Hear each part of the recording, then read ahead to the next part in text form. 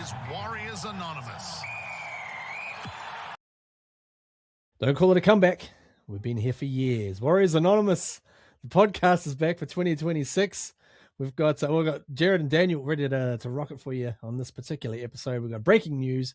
We've got a big win to wrap up. We've got a big game to look forward to. So, yeah, there's a bit going on. We've got some catching up to do as well, because it's been quite a while since our last little chat. So before we get into it, if you get a chance, check out warriorsanonymous.co.nz. That is the spot for all of your Warriors Anonymous merch, like that beautiful hoodie there that Daniel is modeling for us. Just merely 1 day after his 44th birthday. So happy belated birthday to you, my man. Thank you for that. Bro, obviously a great win against the Roosters, 42-18. I must admit I was not one who foresaw that possibility on our shores. But it has caused a few sort of talking points. First off, Trent Robinson, the coach of the Roosters, was on there going 11-2 penalty count. So I want to talk to you about that first of all, bro, and have a few words, because let's go with the hard or no, man. Did we get ref calls in this game? Nah, we didn't. We got fair calls. However, when you apply the Warriors dispensation, the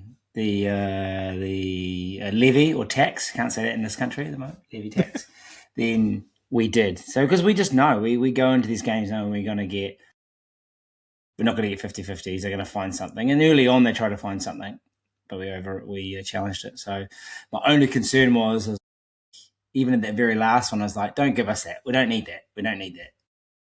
We're going to save some for the following weeks. But it was officiated correctly. Fairly, yeah. That's fairly. The thing, right? I just want to clear one thing up, because I've been getting dragged into a few Facebook debates with certain people who will remain nameless. Just want to clear one thing up, Spoonie. That is that I'm not after calls. I'm not trying to get any favors.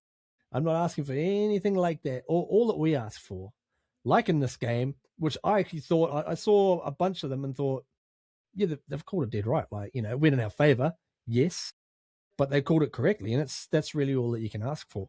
Other games where we have, there's certain things that go against us, like the Dimitri Vaimaunga one last year with the old fingers when he tapped the ball there, and it was called forward.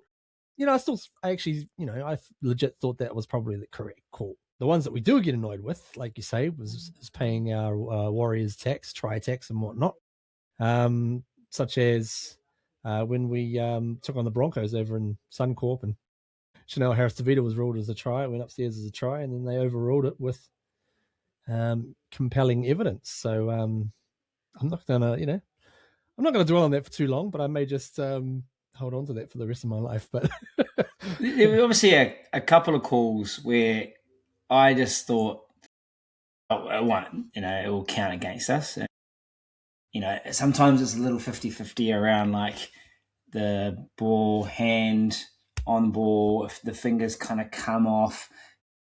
Palm still got it, but they deem it not in control. So I was thinking maybe Pomps as one would be ruled off, as rubbed out, but no, it's fine. And it's the right call. However, we've seen that happen and give it the other way before.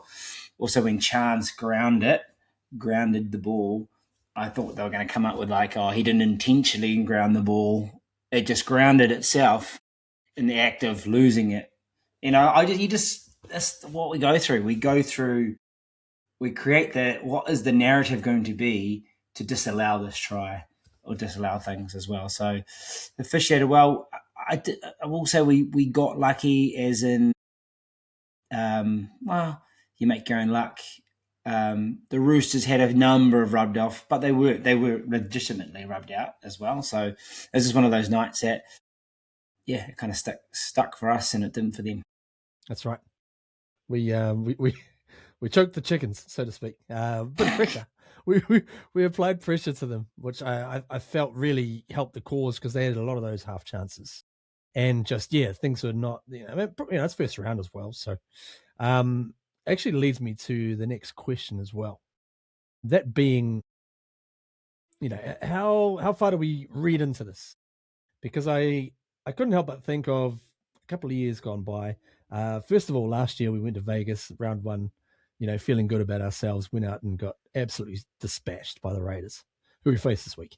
And we go on to think, oh, well, this is going to be a long year. And it turned out to be, quite the opposite. And also thinking back to 2019, when we'd come off a playoff run under Stephen Kearney back then. And we'd been beaten in the playoffs and came back in 2019, and I think it might have been the Bulldogs. Game 1, Mount Smart, and we came out and we threw heaps of points on them. Got all excited again, thinking, oh, here we go, it's our year, all that sort of carry on. So what do you? What's your thoughts on how far into it do we read? I think we read the fact that they've had a good off-season, a good pre-season, and come in with a clear game plan. And it's a very simple game plan. I think that's most informed Warriors supporters now know that you're going to get, an 8 out of 10 every week as well. And I think that's what we like that now. Like, I like that. You might lose by 6, win by 10, 12, whatever it may be, but you're going to get a workman-like performance as well. So it was good from that perspective that, they were tidy, plenty of efforts, some huge stints out there as well. So that was great. Probably surprisingly that, we scored more points than I think we would have, than we have in previous years. We struggled actually to score enough points to put teams away too. So, and on the other side, you look at the Roosters, they're a star-studded pack. Someone made a post about some game getting Daly Cherry Evans in as well, and I was like, they must have just had room, just a little bit of cap room in their sombrero. It's probably the most stacked team in the competition. They're notoriously slow starters, right? So when I actually saw this fixture, you're always a little bit nervous, but you're like, actually, they will start slow. And if anything, what it showed is they were less prepared to work for the game. They were trying to score off every play type scenario as well. So, I'm chuffed from that. It bodes well, but the problem is week to week. This is the NRL. This is the toughest competition in all of sport, I reckon. It's so even, But it's good to get the monkey off the back, and it's good to see. It's probably the narrative is who played well and why it's important that they played well as well. That's probably the key thing. Man, one thing that I really, really liked about the performance was I was pleasantly surprised that the wise words of Webby earlier in the week or even beforehand, where he just said it had such a great preseason. The boys had come back, they'd met all their fitness markers. Everyone was fit and raring to go. They'd been able to do more work on, football stuff rather than just straight conditioning. And you hear a lot of that, a lot of that sort of talk before or round one every year. But I was really refreshed to see that it paid off. Like, those guys were out there running hard. They were hustling to their spots. They were into everything. They were hitting them hard. They were just, running with some real purpose. And you could see it, man. Like, you could see that it's definitely paid off. What was the most impressive thing from your perspective? Yeah, I think the scramble goal line type defense was impressive, and that's a combination of they talk about that's being an attitude. So you got to have the attitude, but at the same time you've got to have the capacity, right? Being under the pump to be able to get back and do what you need to do as well. So that's a good sign that the team are connected, but also there's enough petrol in the tank as well. I think also what I do appreciate is we're just playing to the capability of our players as well. So, I was talking to someone the other day about it, and I said, look, without sort of necessarily having the most star-studded backline, and no disrespect to, we've got a grafting backline, but our strength is probably in and around the middle. We've got fast play the balls, fast legs. We've got a brilliant dummy half, and he just did some brilliant things. I know, Julius. He was just I concur. Brought tears to the eyes. Brought tears to the eyes. So just, exploit what we're good at as well. And then it just opened up things out wide. So, yeah, I like that. I guess just alluded to, a couple of things. Concerned with no Mitch Barnett as well. So, just trying to think about how we, and this is your favourite game, which is expanded now, the old bench report. But when you can have a player play 70 minutes on the trot in the middle, and I know locks can do that, and actually, to be fair, edge back rowers as well. Shout out to Kate Wah. But sorry, Miss Jackson Ford was just immense. It was, the flexibility you get as Webby in the coaching staff to know that, he's going to give you, well, not every week going to give you 70, but he probably could, That's such a luxury. So that was amazing. And then, I hands down, you got to give it to Tanner Boyd, the best game he's had in the jersey. And I just thought he picked his moments really well. I think in previous games, sometimes he was trying to overplay hand or play didn't make the right decision at the right time. He ran well and he looked good actually going to the line. Either busting the line or setting up shape. So, they were real standouts for me. Yeah, man. Tanner Boyd definitely getting a lot of headlines. I actually thought Chanel as well. I thought Chanel was simply outstanding, and it was kind of odd to see him just come in for the very first game of the season, no preseason trials or anything like that. And we were like, well, how's he going to go? And he came out and just absolutely carved up. As did Roger. Man, how good was Roger? With his bloody he was creating tries out of thin air. It was outstanding. I thought. I think maybe in terms of Tanner Boyd, I'm a little bit more sort of balanced on it because, I know it is obviously his best performance as a Warrior, which is great. Just feel like there's probably still a bit more polish to put on those last tackle options. Oh yeah, and it's certainly and a couple of those kick placements. So that's nitpicky because we obviously got a few tries off kicks as well. So they were especially one that happened early on in the game, and it's like it's just that there is just one of those set killers, right? It's a momentum swing, it's a push, that, and they had one happen later in the game as well, which I kind of you could forgive a little bit because he'd actually had a better game, but you're right. Those little things become big things. Yeah, absolutely. Now, in terms of obviously Jackson Ford, immense. The Ford Fiesta is joint leader of the Dally M table at the moment. So, how good. Great to see. I actually thought Fisher Harris might have had close to his best game in the Warriors jumper. It was almost like a team performance that matched his attitude.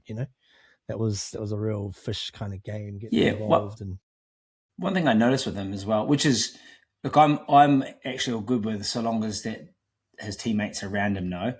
But he did bust out the offload, the kind of backing into the line offload, and I like that second phase. I guess it's just making sure that the fellas around him are aware that it's a little bit hot potato. But he definitely looked like he had good leg speed and good aggression. That's great, and a great bloody timing on that intercept as well. I'm not sure if he was entirely onside, but I mean, he might have been. I mean, it didn't sort of look untoward. Well, he was because they didn't call it.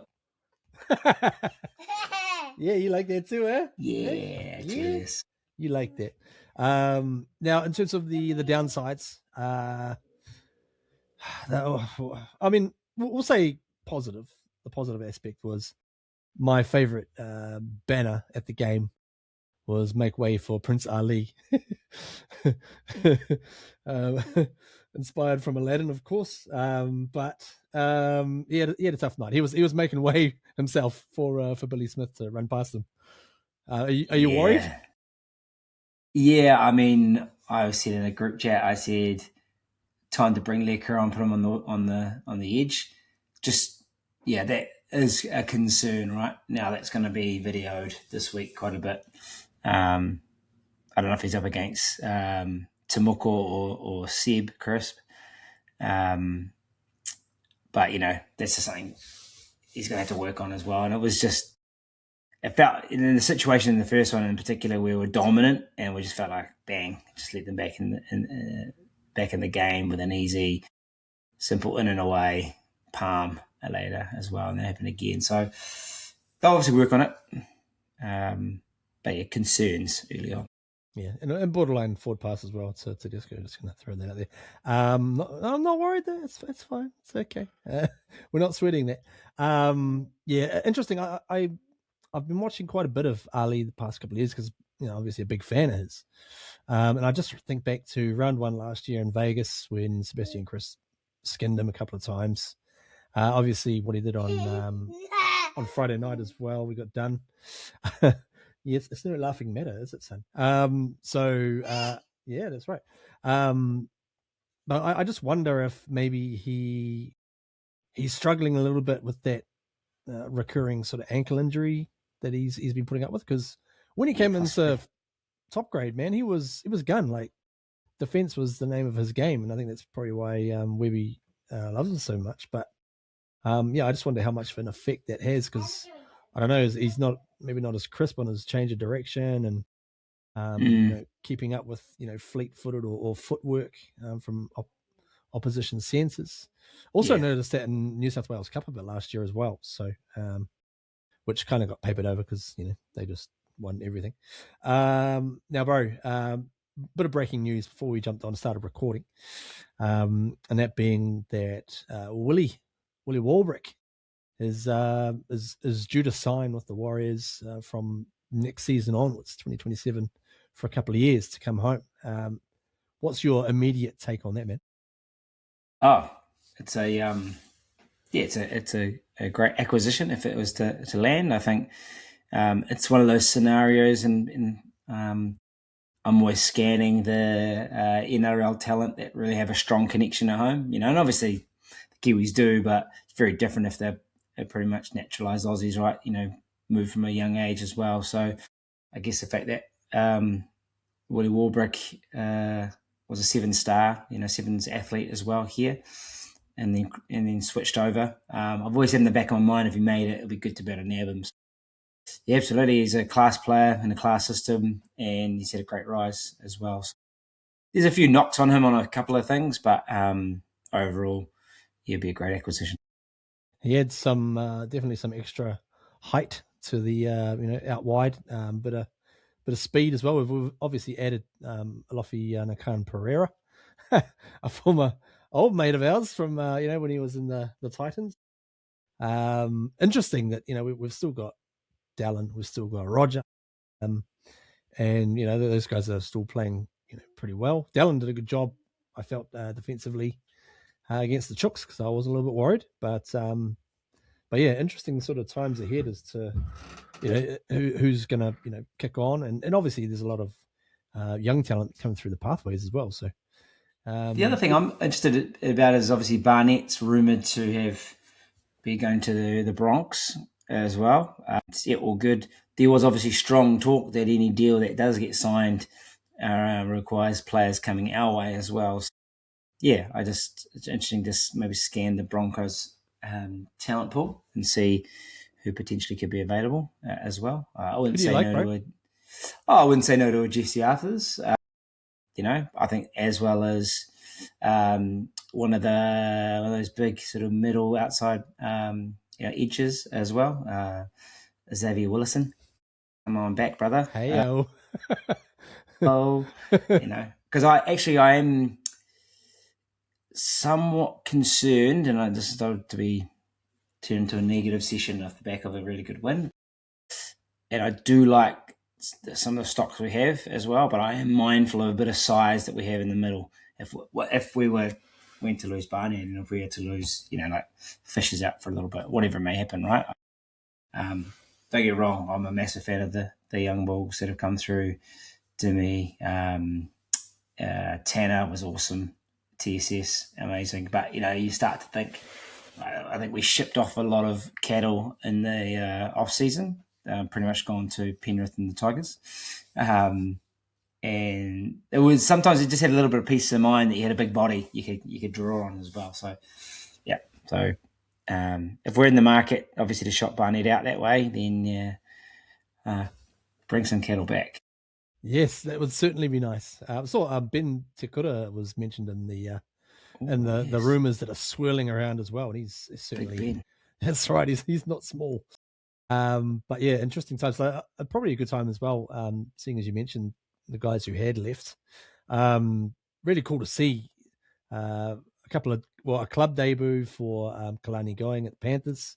Siale Whaiamani, who was in the Warriors Jersey Flag system a couple of years ago, got a try on debut for Gold Coast. And also our old man, Setu too.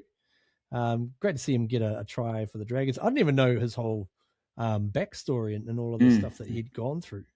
Amazing, eh? It was funny because I always just sort of knew him in what was then the present tense when I was trying to push for him to get a debut instead of Ed Cossey. And yeah, it just never arrived. So it was cool to see them, get that sort of moment, which is really cool. Bro, a couple of funny things happened in the off season as well, just slightly off Warriors topic, but it was mentioned or confirmed, should we say, that State of Origin will be coming to be played in Auckland. Hey yo, and also even more of a surprise out of nowhere, all of a sudden, players who are eligible to represent, say, the Kiwis and a State of Origin side are able to do so, like your Kalen Pongers and potentially the likes of, Casey McLean could look at a spot as well. But bro, what did you think of, especially of that change to the rule? Because we've debated this a little bit back and forth over the years as well.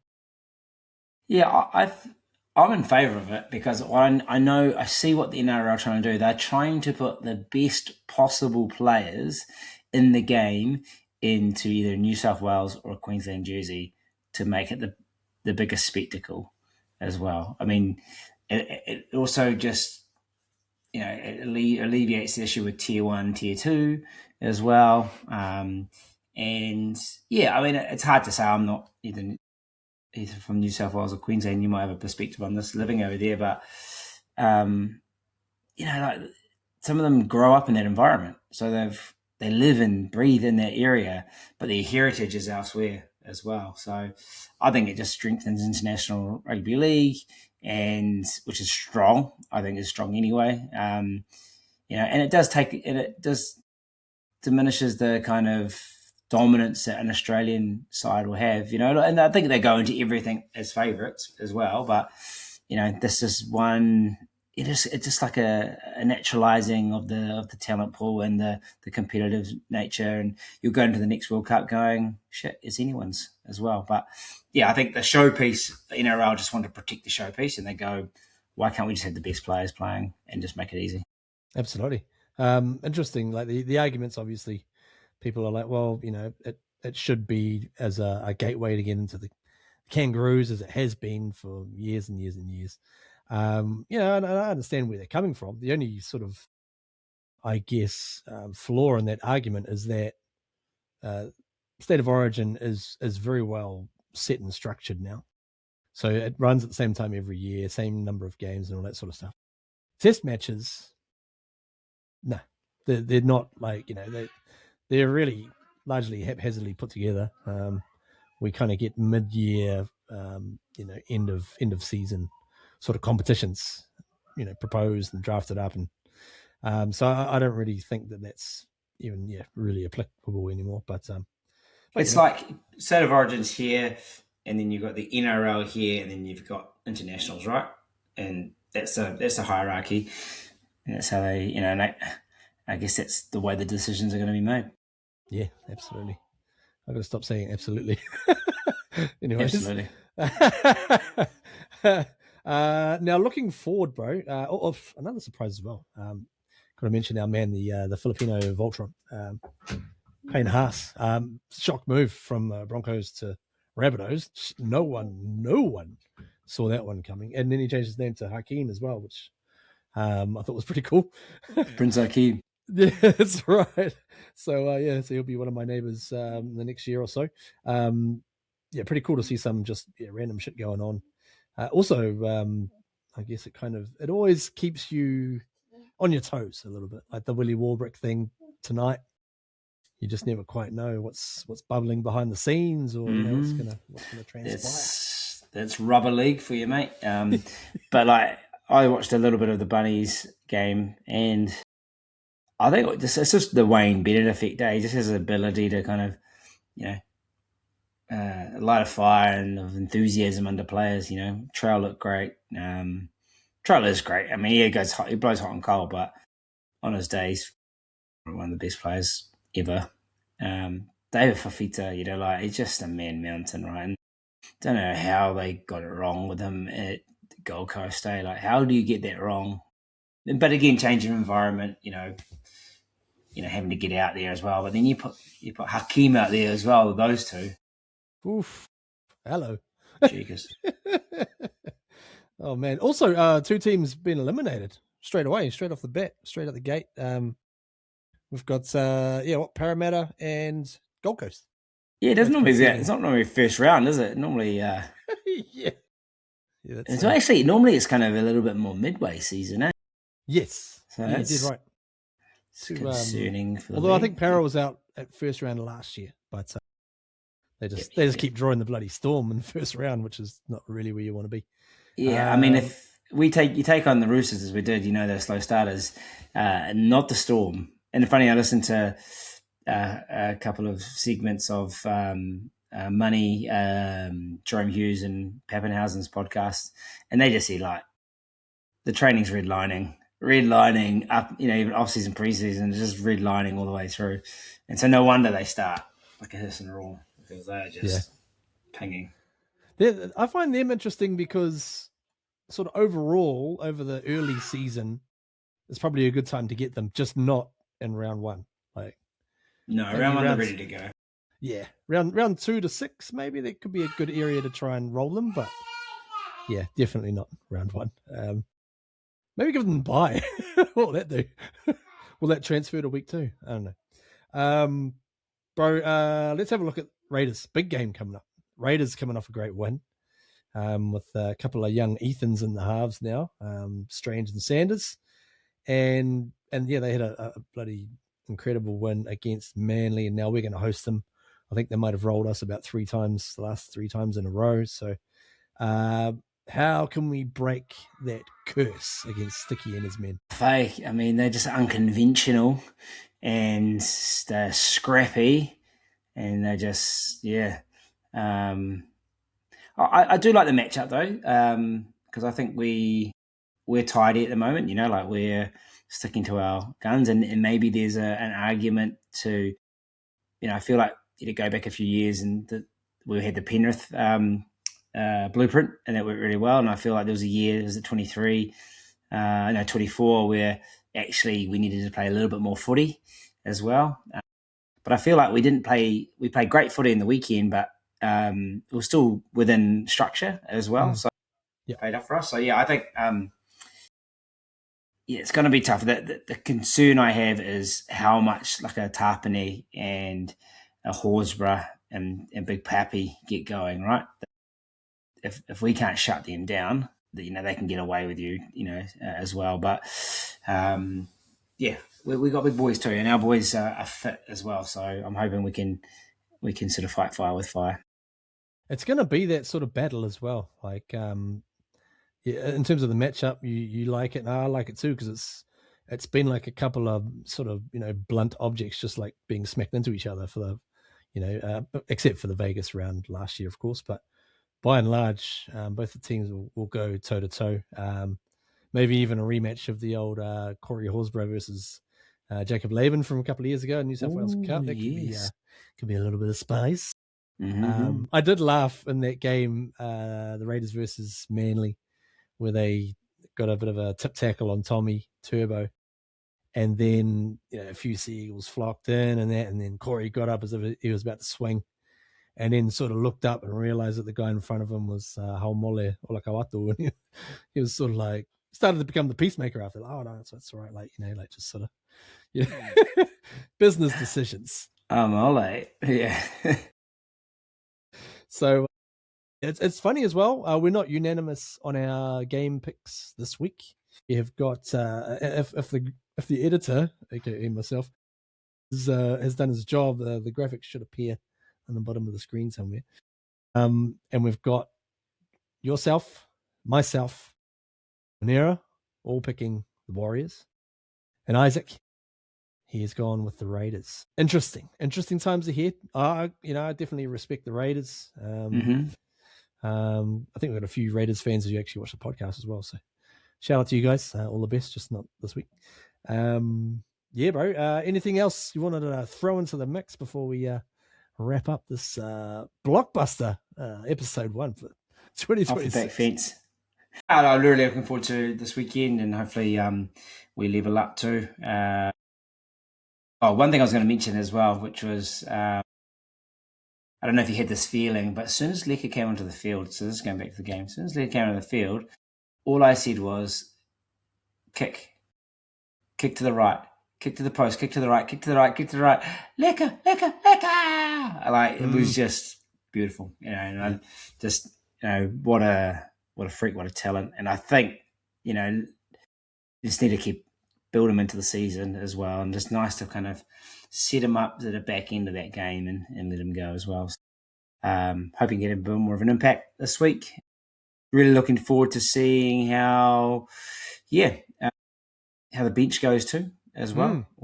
And I just love the ability to kind of have those options as well, because I think we're actually a team that, and we've noted this before, we can probably play longer minutes with some of our guys to kind of keep something up the back sleeve as well. So, I'm hoping we just kind of wear them down with our fitness as well. So, big crowd, get amongst it.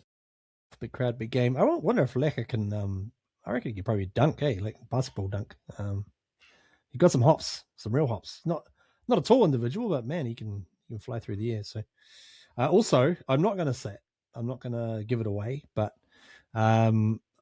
unfortunately, Isaac couldn't be on this particular episode. But he's come up with some gold, a new nickname for Leka Halasima. So we'll just keep that one under our cap as well until he returns. I'll throw it to him and let him break the exclusive. Danny Weidler, Channel 9.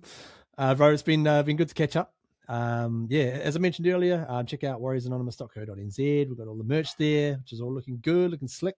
Some more new stuff coming as well. So grab that, and don't forget to like and subscribe on our on YouTube, Facebook, Instagram, TikTok, whatever you want to follow us on. We'll be on there. True social? No.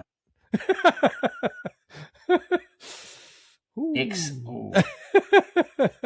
Anyways, until next time, thanks for joining us, and up the wires. Go the Warriors! La cucaracha, ya no puede caminar.